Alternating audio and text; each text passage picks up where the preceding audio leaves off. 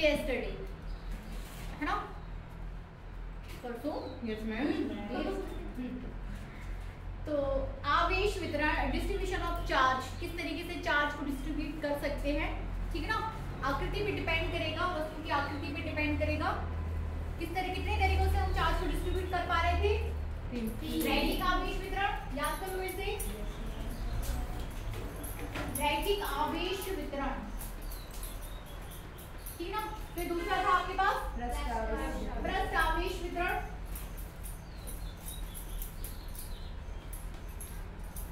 इसके बाद थर्ड था हमारे पास आयतन आवेश वितरण, ठीक है ना। आयतन आवेश वितरण, सबकी अलग अलग कंडीशंस रहेंगी। जब आपके पास कोई, है ना, रेखीय चालक है तो उस पर जो आवेश का वितरण, उसके लिए आपने नेक्स्ट जो पूरा क्या बोलते हैं डेरिवेशन है वो भी आप कर चुके थे। कौन कौन सी बातें हमने इसमें की थी रैखिक आवेश वितरण में, बताइए स्टार्टिंग से। सबसे पहले तो रैखिक आवेश घनत्व क्या होता है ये बताइए। रैखिक आवेश घनत्व बताइए। एकांक लंबाई में आवेश की मात्रा को, ठीक है ना, एकांक लंबाई में उपस्थित जो आवेश की मात्रा रहेगी वो क्या हो जाएगा, रैखिक आवेश घनत्व, ठीक है ना। रैखिक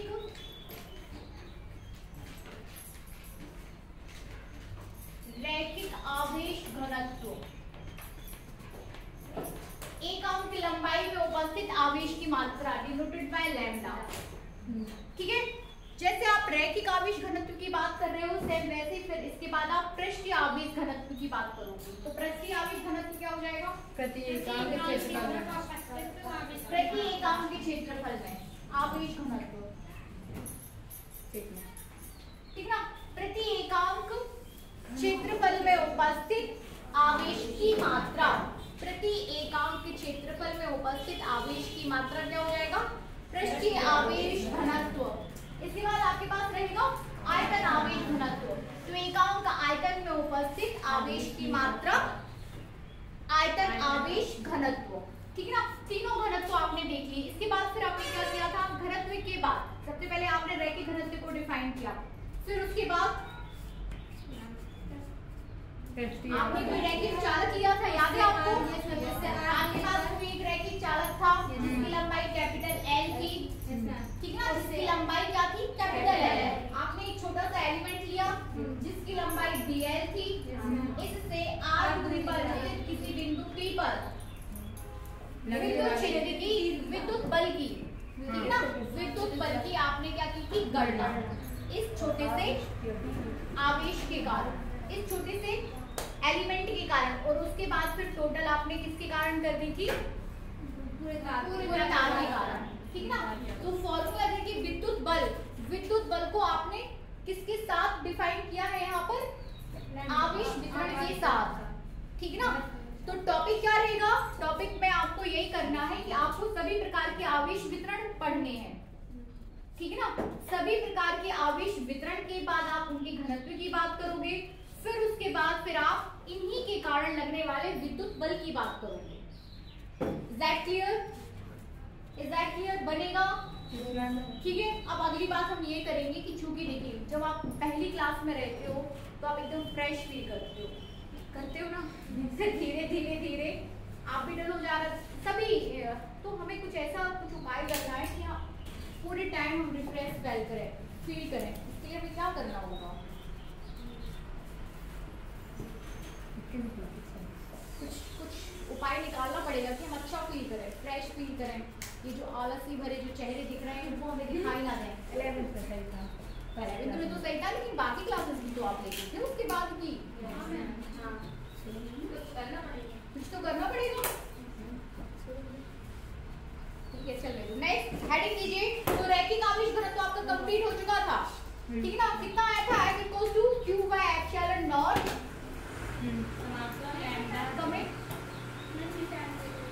हाँ मैं टाइपिंग सभी में डाल दूंगी, इसको लिख दो, मार्केट लिखाऊंगी, ठीक है ना। तो बल F इक्वल्स टू कितना आया था आपके पास, 1/4 by epsilon not Q by 4 by epsilon not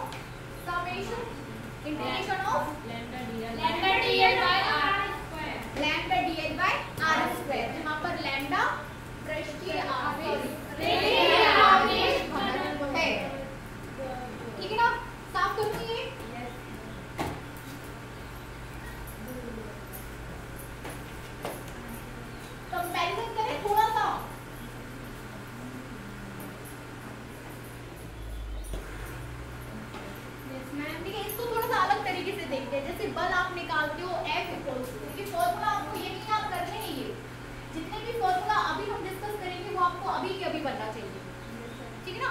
F equals to हम कितना लेते हैं, F इक्वल्स टू आपका हो जा रहा है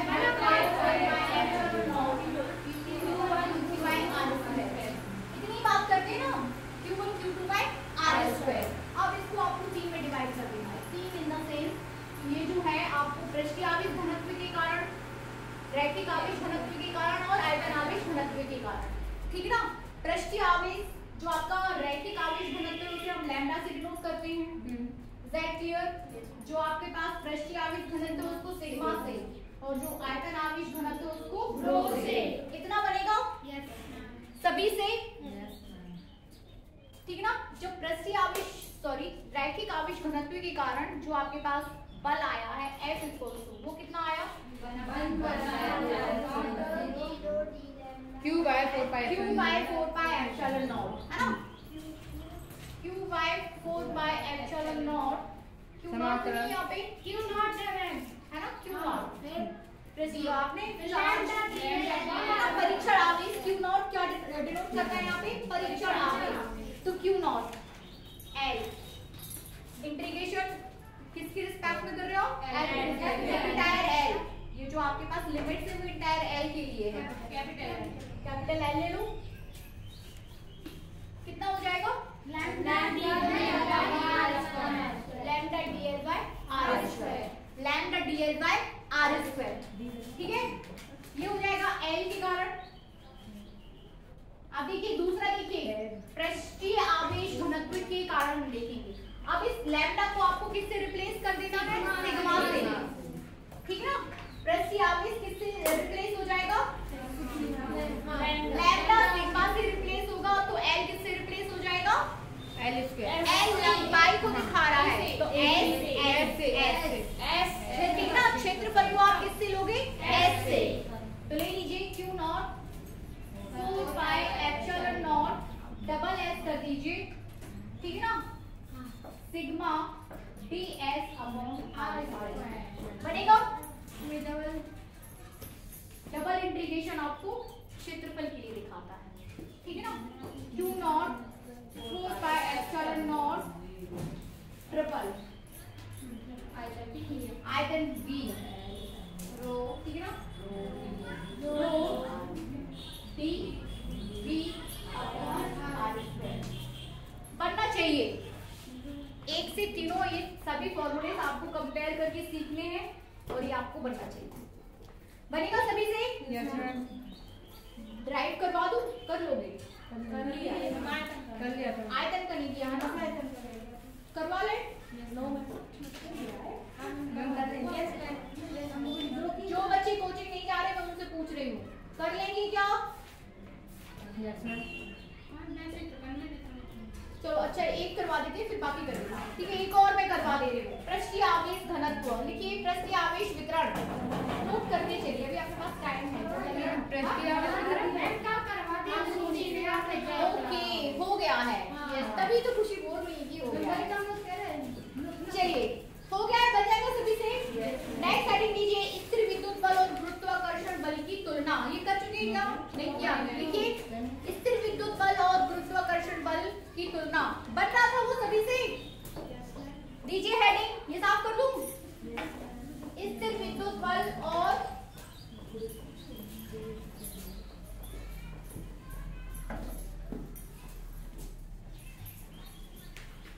इंपॉर्टेंट टॉपिक है ये जो छोटे छोटे से टॉपिक्स होते हैं ना, ये आते हैं परीक्षा में, समझ रहे हैं ना, जो इजी से टॉपिक होते हैं वो परीक्षा में आते हैं। लिखिए स्थिर विद्युत बल, एक साइड स्थिर विद्युत बल दीजिए और दूसरी साइड गुरुत्वाकर्षण बल।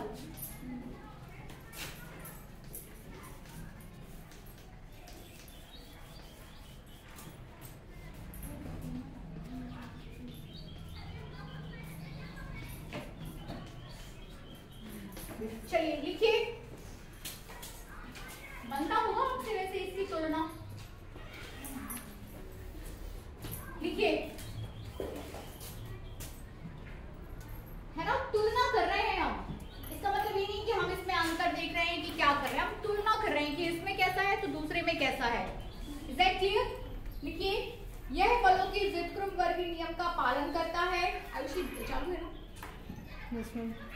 यह बलों के व्युत्क्रम वर्गीय नियम का पालन करता है। इंपॉर्टेंट लाइन है ये, ऑब्जेक्टिव में पूछ ली जाती है कि गुरुत्वाकर्षण बल व्युत्क्रम नियम का पालन करता है, नहीं करता है, इनमें से कोई नहीं। ठीक है ना?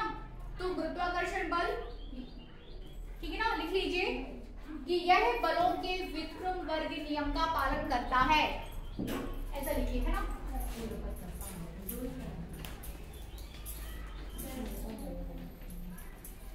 व्युत्क्रम वर्ग नियम का पालन करता है, इसमें भी लिख लीजिए, यह भी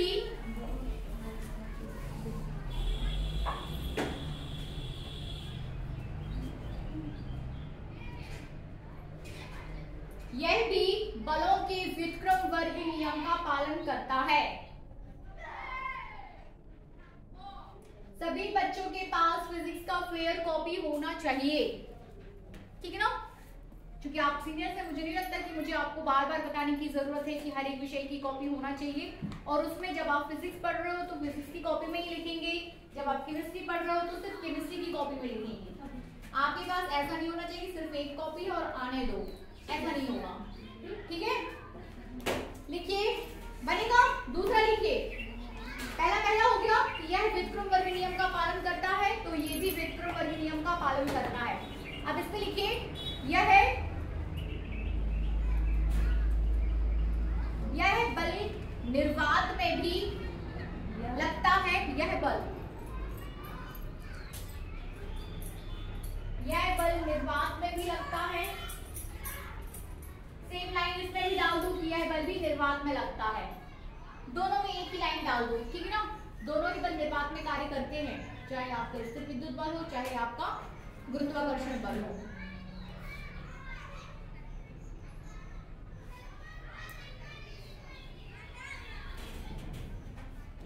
ठीक है ना? थर्ड पॉइंट लिखिए,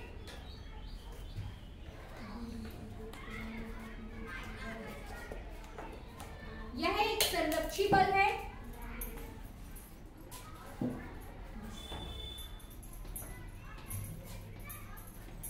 संरक्षी बल है, और यह भी क्या है? एक संरक्षी बल, ठीक है ना? यह एक संरक्षी बल है, और इसमें भी लिखिए कि यह भी एक संरक्षी बल है, अर्थात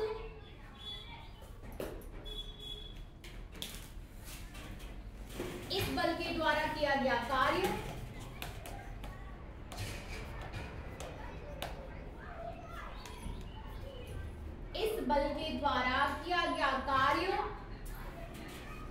पथ पर निर्भर नहीं करता है।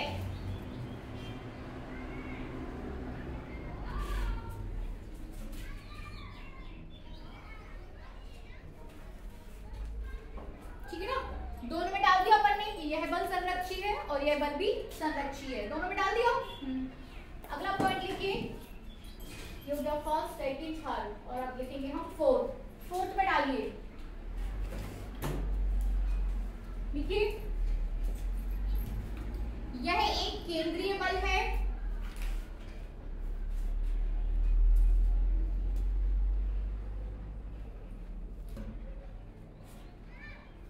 यह बल केंद्रीय बल है, अर्थात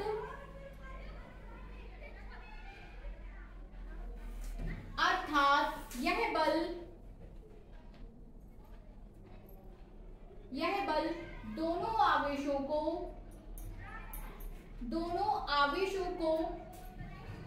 मिलाने वाली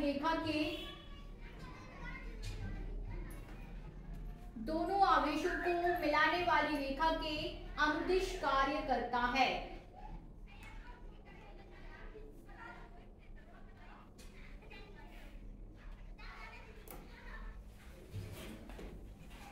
ठीक है ना? दोनों रेखाओं को मिलाने वाले की अनुदिश कार्य करता है। ठीक है, इसमें भी डाल दो कि यह बल केंद्रीय बल है। ये अपन ने देख ली समानताएं, यहां आप ऊपर लिख सकते हो समानता। ठीक है ना, कि दोनों बलों में क्या क्या समानताएं हैं। फिर से रिवाइज करेंगे, दोनों बल व्युत्क्रम वर्गीय नियम का पालन करते हैं, दोनों बल निर्वात में कार्य कर सकते हैं, दोनों बल संरक्षी बल हैं और दोनों बल केंद्रीय बल बनेगा। याद कर लो इसको अभी। हो गया? अब डालिए असमानता। अब हमें दोनों में असमानताएं देखनी है।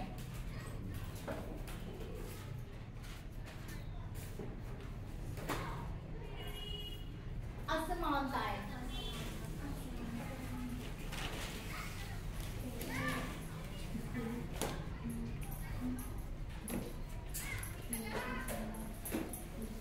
ठीक है ना। असमानता लिखिए। गुरुत्वाकर्षण बल किस प्रकार की प्रकृति का होता है? आकर्षण प्रकृति का। और स्थिर विद्युत बल दोनों में असमानता हो गई। लिखिए गुरुत्वाकर्षण बल में डालिए यह बल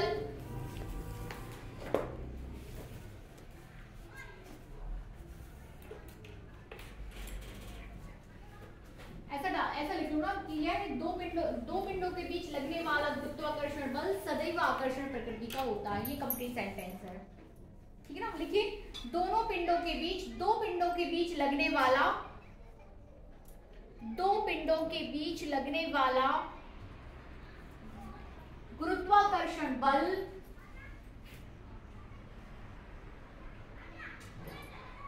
सदैव आकर्षण प्रकृति का होता है।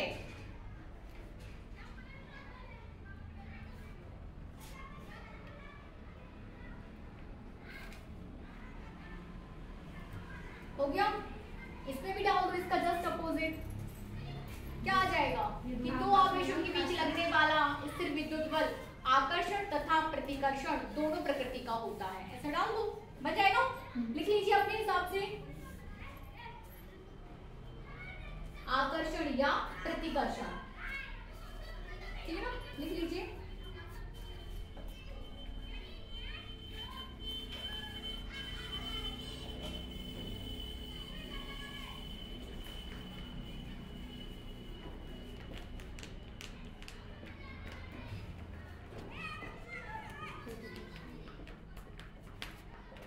लिख लेना, ठीक है ना। तो इसमें डालिए, लिखते रहना आप लोग। इसमें देखिए फर्स्ट में आपने देख लिया कि आकर्षण या प्रतिकर्षण, और एक में आकर्षण या आकर्षण, ठीक है। दूसरे में आपका क्या आ जाएगा कि गुरुत्वाकर्षण में इस बल का मान दोनों पिंडों के बीच उपस्थित माध्यम पर निर्भर नहीं करता, ठीक ना। लिख लेना, समझ में आ रहा है। बल का मान माध्यम दोनों पिंडों के बीच उपस्थित माध्यम पर निर्भर नहीं करता, जबकि ये माध्यम पर निर्भर करता है, ठीक है ना। फिर थर्ड आपका हो जाएगा गुरुत्वाकर्षण बल दुर्बल प्रकृति के होते हैं। कैसी प्रकृति के होते हैं? दुर्बल प्रकृति के होते हैं। जबकि आपके स्थिर विद्युत बल सदैव कैसे होते हैं? प्रबल प्रकृति के होते हैं। प्रबल, ये वीक फोर्सेस हैं। गुरुत्वाकर्षण बल कैसे हो जाते हैं? वीक, जबकि वो कैसे हो जाते हैं? प्रबल, स्ट्रॉन्ग फोर्सेस होते हैं ये, स्ट्रॉन्ग। लिख लेना आप लोग, है ना। नेक्स्ट पढ़ते हैं, लिखते रहना किरण, ठीक है। हेडिंग दीजिए विद्युत क्षेत्र की अवधारणा, कॉन्सेप्ट ऑफ इलेक्ट्रिक फील्ड, ठीक है।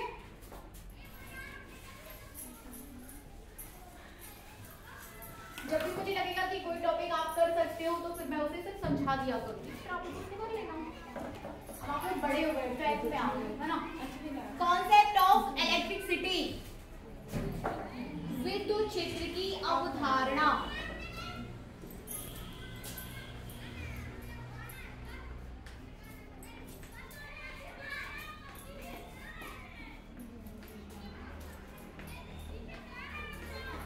अवधारणा, ठीक है ना। Concept of electric field.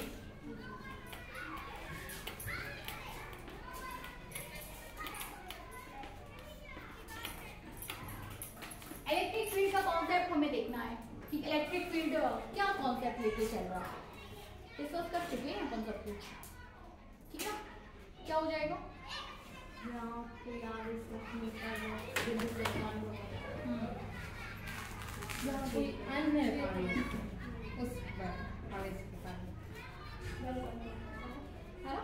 क्या भैया हमारा प्रभुत्व कहाँ तक है तो मेरा क्षेत्र कहलाएगा, समझ रहे ना। तक है वो आपका क्षेत्र कहलाएगा। सीधी बात की एक बात कि आपका प्रभुत्व कहाँ तक है, कहाँ तक आपकी चलती है, कहाँ तक लोग आपका मान रहे हैं, आपकी वैल्यू कर रहे हैं, वो आपका क्षेत्र कहलाएगा। ठीक है ना। तो विद्युत क्षेत्र किसी आवेश का, ये कोई आवेश है, इस आवेश के चारों ओर का वह क्षेत्र जहां पर कोई अन्य आवेश विद्युत बल का अनुभव करे। ठीक है ना। आवेश के चारों ओर का वह क्षेत्र जहां पर कोई दूसरा आवेश विद्युत बल का अनुभव करे विद्युत क्षेत्र कहलाता है। ठीक है ना। यहाँ आवेश ये इधर ही तक कर पा रहा है, यहाँ इसको कोई फर्क नहीं पड़ रहा है इसके रखे रहने से।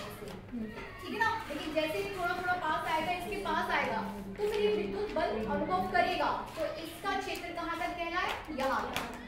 ठीक है ना। समझ में आया? लिखवा दें, लिखिए। किसी वैद्युत आवेश के चारों ओर का वह क्षेत्र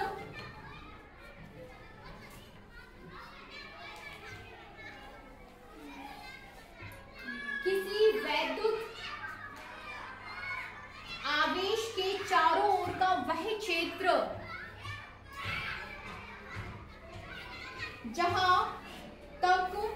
जहां तक वह अन्य आवेश पर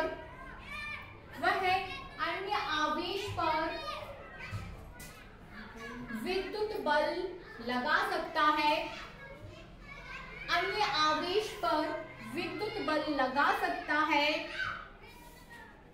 उस आवेश का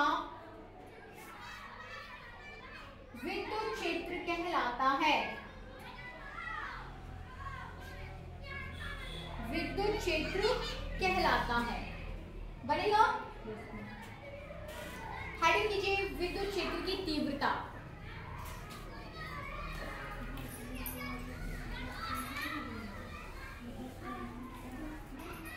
विद्युत क्षेत्र की तीव्रता।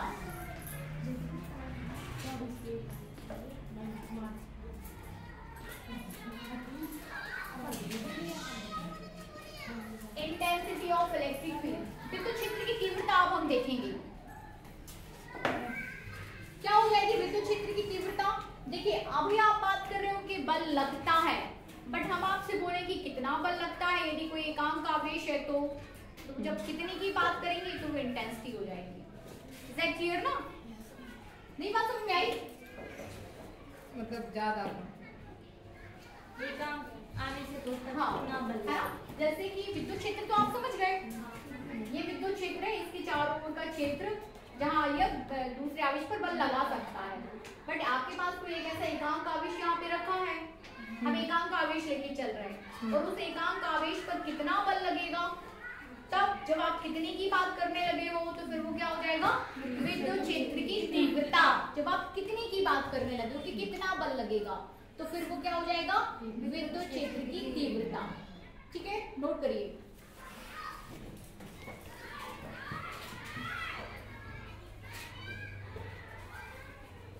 देखिए, विद्युत क्षेत्र के किसी बिंदु पर, इतनी आवाज क्यों हो रही है यहाँ पे, छोटे क्यों आ गए छोटे बच्चे, तो आप लोग बोल देते ना नहीं के लिए, आप लोग बोल सकते हो। विद्युत क्षेत्र के किसी बिंदु पर स्थित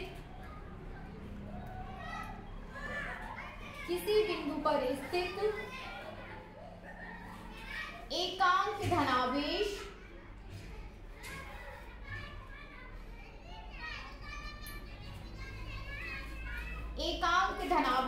जितने बल का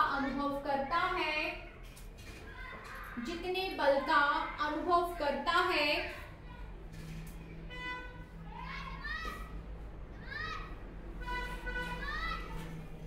उसे उस बिंदु पर विद्युत क्षेत्र की तीव्रता कहते हैं। उसे उस बिंदु पर विद्युत क्षेत्र की तीव्रता कहते हैं। बनेगा? ठीक है, आगे लिखिए। मैं लेट आ गई, पढ़ाऊंगी। लिखिए, माना विद्युत क्षेत्र की किसी बिंदु पर रखा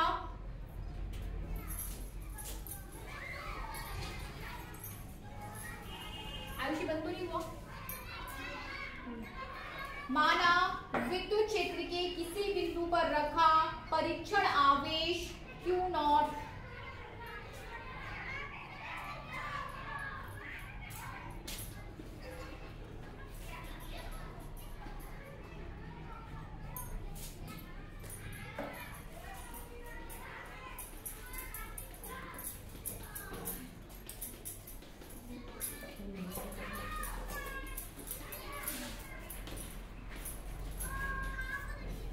किसी बिंदु पर रखा परीक्षण आवेश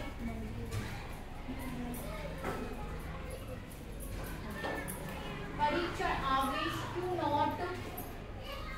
F बल का अनुभव करता है तो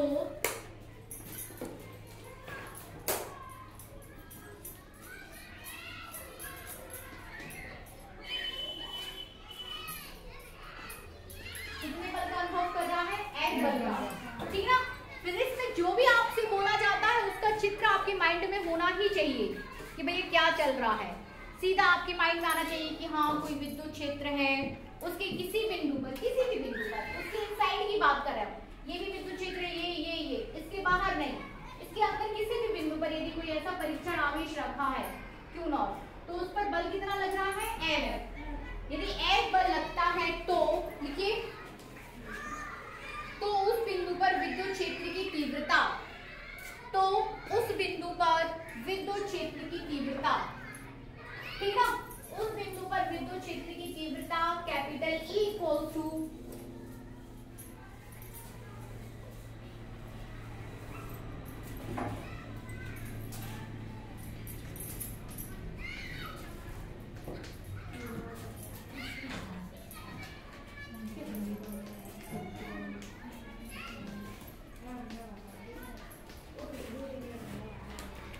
विद्युत क्षेत्र की तीव्रता कैपिटल E इक्वल टू कितनी हो जाएगी? Q0 upon E equal to F by Q। याद कर लो, E equal to F by Q, ठीक ना? E equal to F by Q, ठीक ना? E equal to F by Q0। विद्युत क्षेत्र की तीव्रता is denoted by capital E, ठीक ना? बनेगा बैक कर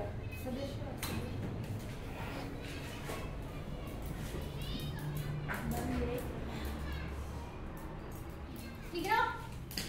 चाहे तो लिख सकते हैं, चाहे तो सुन लें कि विद्युत क्षेत्र एक सदिश राशि है जिसकी दिशा इसकी दिशा वह होती है जिसमें एकांक धनावेश पर बल लगता है। चाहे तो लिख लें, चाहे तो सुन लें कि विद्युत क्षेत्र कैसी राशि है? सदिश, सदिश, सदिश, भाई सदिश राशि है। विद्युत क्षेत्र सदिश राशि है, ठीक है ना? विद्युत क्षेत्र कैसी राशि है? सदिश राशि है जिसकी दिशा एकांक धनावेश पर जो बल लगता है जिस दिशा में, उसी दिशा में होती है। ठीक है ना? फटाफट इसका मात्रक निकाल लो और विमीय सूत्र निकाल लो फटाफट। और फिर इसके बाद हम देखेंगे बिंदु आवेश के कारण विद्युत क्षेत्र। मात्रक निकाल दीजिए और हमें इसका चाहिए विमीय सूत्र फटाफट।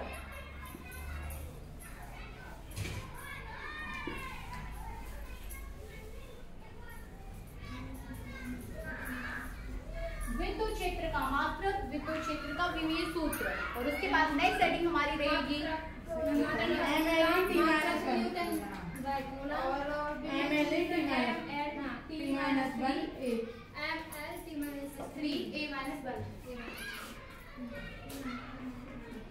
मात्रक, ठीक ना? सबसे पहले अपन मात्रक की बात करें। निकाला किसी ने? Yes ma'am. क्या आया? न्यूटन प्रति कूलम।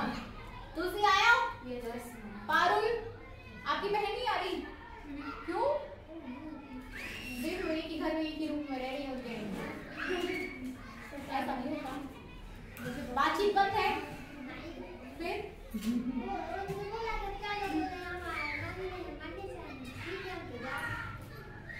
मात्रक अगर से बैठा है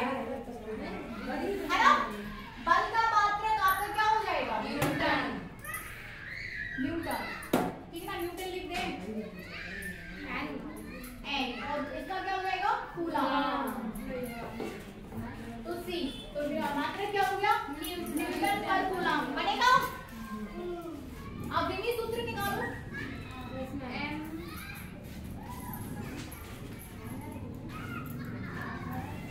जल्दी निकालिए।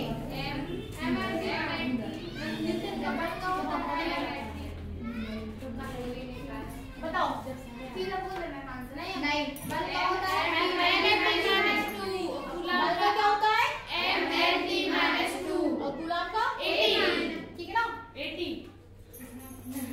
mLT-2 80 तो क्या हो जाएगा?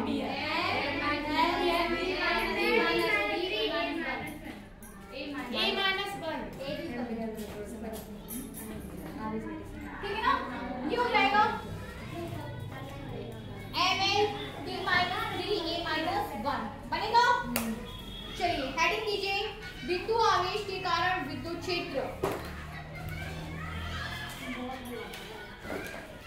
बोल क्या हो गया? वो नहीं है, हाँ वो दिखाते ही नहीं। बोल क्या है? बिंदु आवेश के कारण विद्युत क्षेत्र बन तो नहीं हुआ? लिख रही बिंदु आवेश के कारण विद्युत क्षेत्र। हेडिंग दे।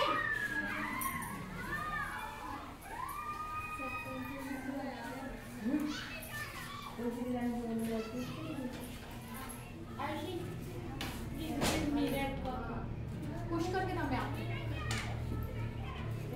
ठीक है ना? बिंदु आवेश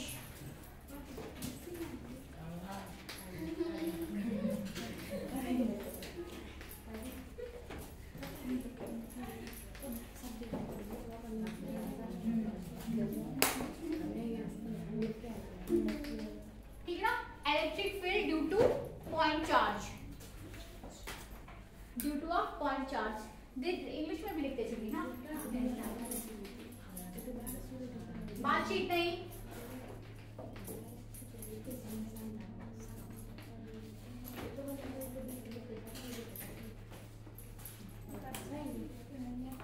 electric field due to a point charge, किसी बिंदु आवेश के कारण विद्युत क्षेत्र।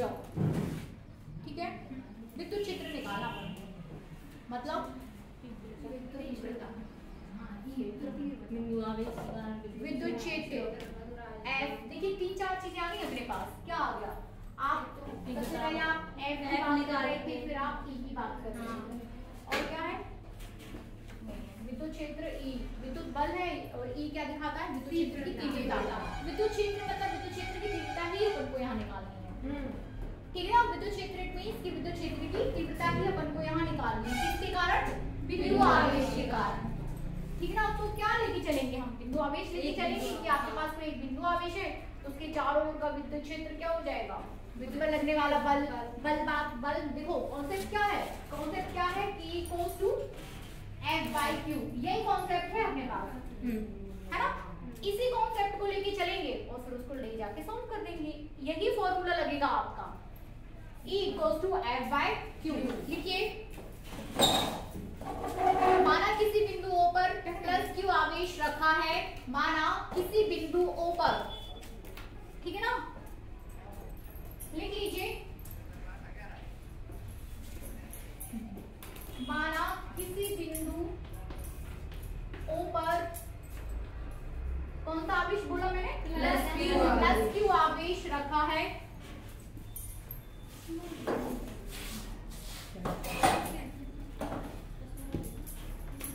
प्लस Q आवेश रखा है। ऐसा माइंड में आ जाना चाहिए आपके कि हाँ कोई बिंदु O है और उस पर प्लस Q आवेश रखा है। आगे लिखिए, इस आवेश से r दूरी पर स्थित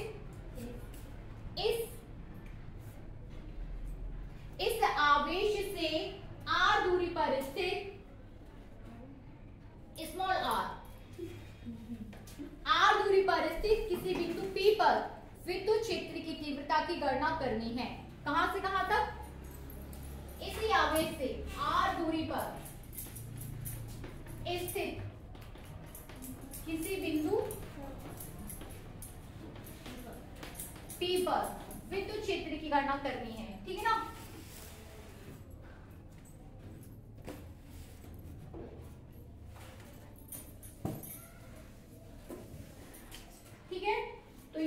क्यू आवेश, ये कोई बिंदु O है, यहाँ पर प्लस क्यू आवेश रखा है, इससे R दूरी पर स्थित किसी बिंदु P पर हमें विद्युत क्षेत्र की तीव्रता की गणना करनी है। इतनी बात क्लियर है सभी को? आगे लिखिए, मान लो बिंदु P पर, मान लो बिंदु P पर कोई परीक्षण आवेश Q0 रखा है। इस बिंदु P पर कोई परीक्षण आवेश क्या रखा है? Q0। बिंदु P पर कोई परीक्षण आवेश Q0 रखा है।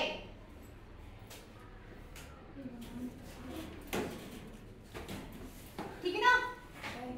कुछ हम जा रहे हैं, प्लस क्यू आवेश है, आपके पास Q0 आवेश है, तो लिख दीजिए आगे। तब कूलाम के नियम से Q0 पर लगने वाला बल, तब कूलाम के नियम से, कूलाम के नियम से Q0 पर लगने वाला बल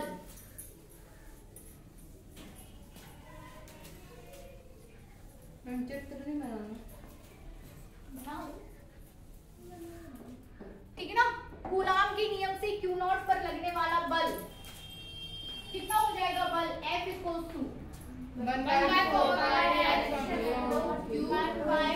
bye epsilon naught Q0 upon R square, ठीक है ना? Q0 अपॉन R स्क्वायर, यहाँ K भी लेके चल सकते हैं अपन, परावर्तन हो जाएगा, परावर्तन K, ठीक है ना?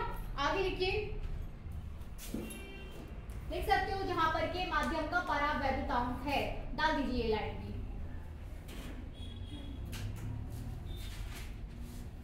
ठीक है ना? अतः बिंदु P पर, अतः बिंदु P पर विद्युत क्षेत्र की तीव्रता, ठीक है ना? अतः बिंदु P पर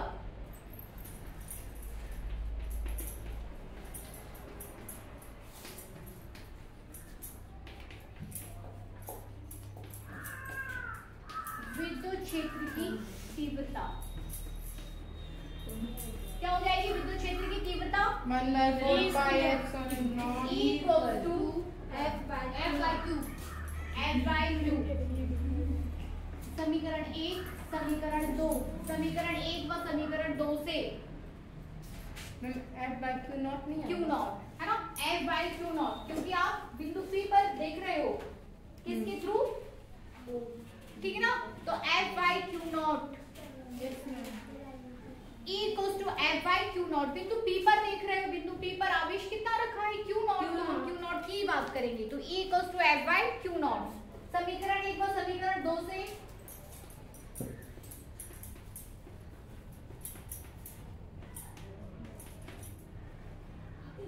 F equals, sorry, E equals to, निकाल दीजिए, E इक्वल्स टू कितना आएगा? 1/4 by epsilon naught Q0 upon R square upon Q0 cut जाएगा, डिवाइडेड बाय Q0, Q0 से Q0 कैंसिल करिए, फाइनली हमारे पास हो जाएगा E equals 1/4 by epsilon not Q upon R square, Q upon R square बनेगा? चलिए यही है अपना, ठीक है? आज इतना ही रहने देते हैं।